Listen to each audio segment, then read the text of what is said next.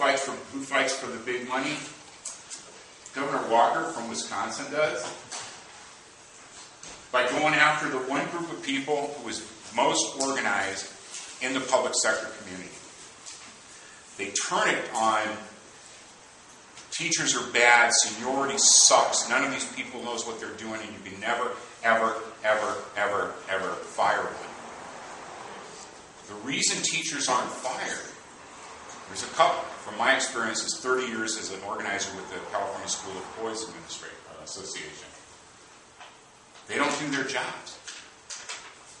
Most teachers never see their principal in their classroom watching what they do to be able to give them an evaluation.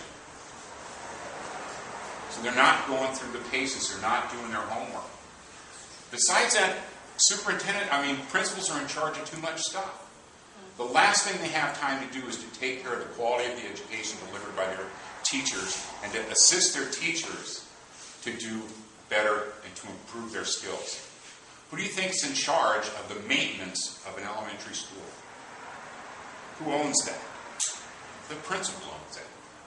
That's the plumbing, the grounds, the sprinkler systems, the electrical systems, the air conditioning, the asphalt, everything else is the responsibility of the principal, who has to spend all his time fighting with the maintenance and operations department.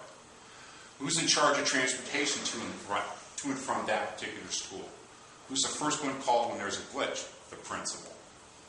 When someone gets sick, who does the child go to? The principal's secretary.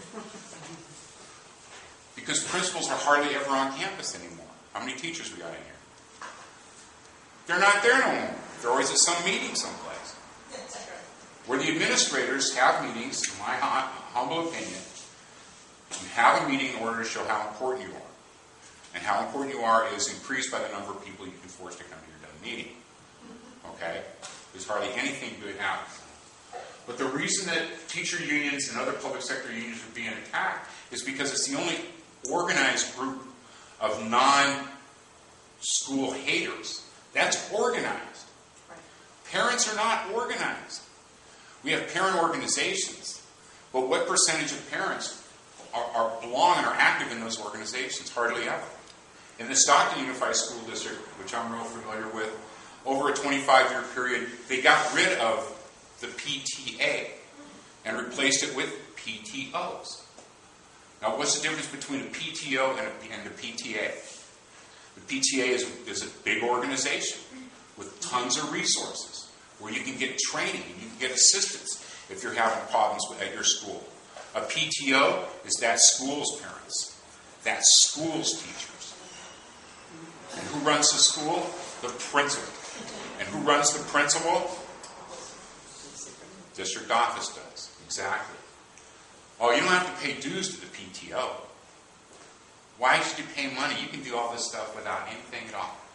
Then they have site councils, right? And here's what a site council looks like most of the time. There's a requirement to fill out a form, like the budget, which the principal's already filled out. Then you hustle a couple of parents in, a couple of teachers that don't have something else to do, you stick them on the site council. I've seen them bring in night custodians, sit there and vote the way I tell you to. Now they've got an official site council meeting and they've adopted the budget for the school. And Chris, we're going to talk about site councils a little bit in what people should be doing, because Chris is right to bring them up, because site councils control the flow of money at the schools. They're very important entities. But in most schools now, they are utterly dysfunctional.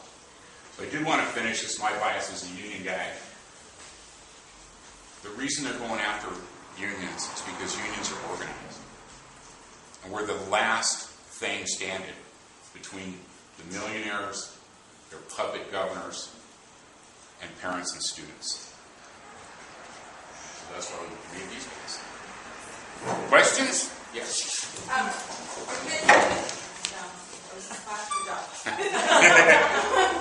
We're going to cover the $10 million contract that they have with the police.